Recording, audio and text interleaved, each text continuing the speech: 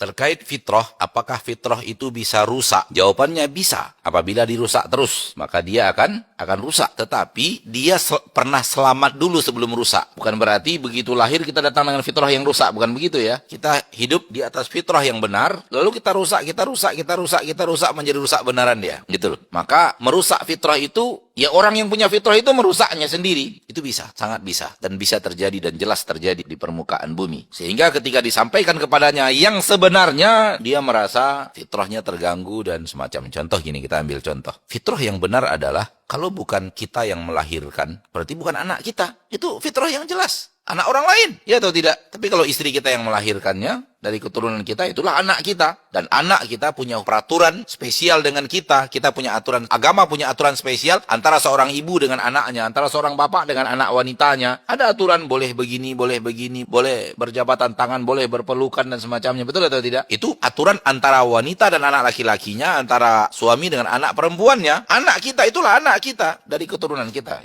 Itulah fitrah manusia. Adapun anak orang lain, fitrah manusia adalah itu anak orang lain, bukan anak saya. Agama pun membuat aturan berbeda. Kalau itu anak orang lain, aturannya begini, peraturannya begini. Udah? Oke? Nah, sekarang dia tidak punya anak. Allah takdirkan tidak punya anak. Entah apa yang terjadi, wallahu alam, Allah takdirkan tidak punya anak. Akhirnya diambilnya anak orang lain, dirawatnya dari kecil, disayang-sayangi dari kecil, sampai akhirnya dia merasa itu anaknya sendiri. Inilah fitrah yang sudah rusak. Ana yakin di antara kita yang hadir sekarang pernah bertemu dengan orang-orang yang seperti itu. Akhirnya dirawat anak dari kecil segala macam. Akhirnya cintanya itu sudah tumpah luar biasa, sampai akhirnya dia merasa itu anak kandungnya. Tapi sudah jelas itu batil. Akhirnya ketika diterangkan kepadanya agama yang hak, anak ini engkau tidak boleh membuka aurat di depannya, bukan mahram. Anak ini engkau tidak boleh bersalaman dan bersentuhan dengannya. Anak ini tidak boleh ada satu ruang bersama dirimu. Kata dia, ini kan anak saya. Fitrah yang rusak, fitrah yang sudah terbalik. Wallahu ta'ala alam. Lebih kurang, tapi prosesnya itu lama. Proses untuk sampai dia menjadikan anak itu benar-benar, ini anak saya. Gitu. Sehingga ketika diterangkan yang benar, nggak mau terima lagi dia. Karena yang benarnya itu bukan anak dia, itu yang benar.